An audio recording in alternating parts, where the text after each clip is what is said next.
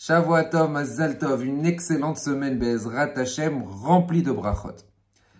Je suppose que probablement vous avez déjà dû entendre parler d'un tzaddik qui s'appelait le Taz. C'est un grand commentaire sur le Shulchan Aruch, un très grand décisionnaire, qui s'appelait Rav David Halevi Segal. Ce tzaddik a commencé à diriger sa keila, a commencé à diriger tous ses élèves, et il était reconnu dans le monde, puisqu'il avait écrit ce fameux pirouche, ce fameux commentaire. Mais arrivé à un certain moment, il s'est dit, je ne peux pas continuer à diriger cette ville. Il faut que je me remplis, il faut que je prenne sur moi de pouvoir rien qu'étudier et m'investir pour Akadosh Baruch Hu sans avoir aucune responsabilité communautaire.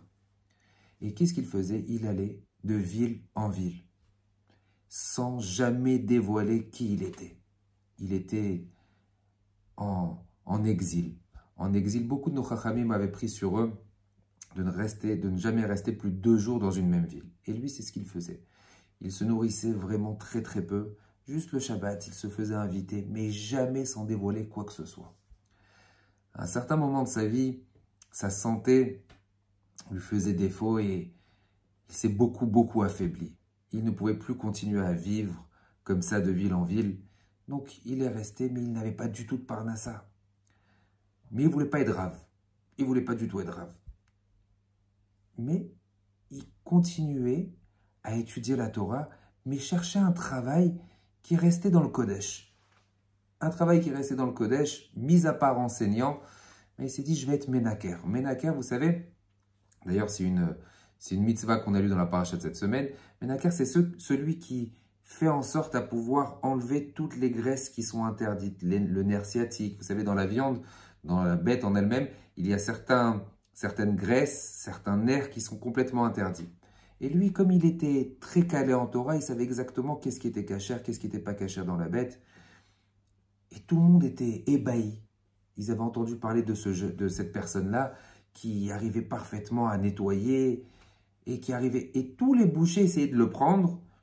Et automatiquement, dès que tout le monde savait que c'était ce Menaker, que c'était cette personne-là, David Segal, qui faisait le Nikour, alors tout le monde allait chez lui. Un jour, il y a eu une discussion dans la ville sur une bête. Est-ce qu'elle était cachère? Est-ce qu'elle n'était pas cachère? Et le Taz lui a tranché comme quoi cette bête, elle était cachère.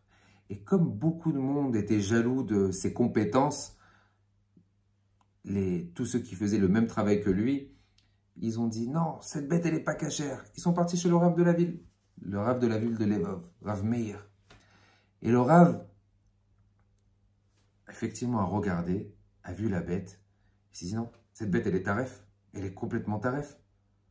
Et le Taz en question, que personne ne reconnaissait, dit non, cette bête, elle est cachère, sans aucun problème.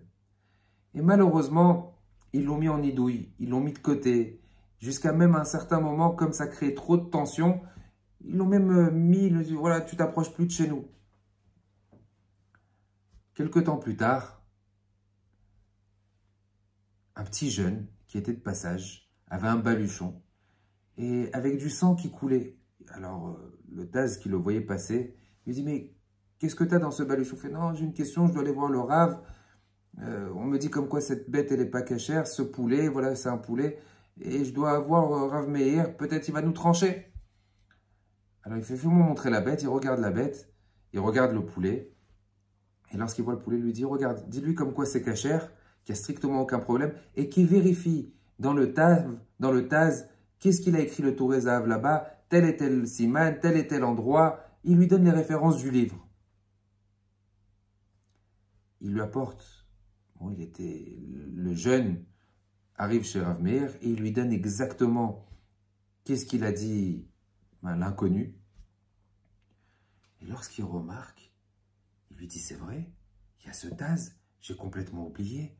Et il regarde, et il approfondit les écritures du Rav. Il se dit, mais attends, c'est exactement le même problème qu'il y avait sur la bête la fois dernière. Et que moi, j'avais dit qu'elle était taref et que cette personne en question, ce Menaker, il avait dit comme quoi elle était cachère. Il va, il le recherche. Il lui dit, mais d'où tu sais? Comment tu pouvais savoir comme quoi c'était cachère et que le Taz, il pensait une chose pareille? Et là, au bout de quelques discussions, il voit qu'en face de lui, il a affaire à un grand Talmid Chacham. Il lui dit, mais qui tu es? Et là, il lui a avoué par la suite qui il était. Qu'il était le Taz. Il lui a demandé, Mechila, je te demande pardon. Comment j'ai pu mettre en doute tes paroles? C'est toi qui vas être le Dayan, c'est toi qui vas être le Posek, le Rav, le Taz. Rabbi David ne voulait pas du tout prendre une place jusqu'à qu'ils l'ont obligé. Mes chers amis, ce que je vais vous faire passer comme message, vous voyez comment ces tzadikim ont pu arriver à des gdoulottes tellement puissantes? Comment aujourd'hui on peut arriver à étudier leurs sfarim? C'est parce qu'ils ont été mévater, laisser couler, ne pas être ri. Et pourtant on leur a fait honte, et pourtant il avait tous les moyens de pouvoir faire revendiquer ses connaissances. Mais non. Pas la peine. C'est pas le...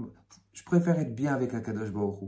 Des fois, c'est pas des fois, c'est tout le temps. Lorsqu'on laisse couler, la délivrance, elle vient tout le temps de la part d'Akadosh Baruch Hu, dans n'importe quelle circonstance.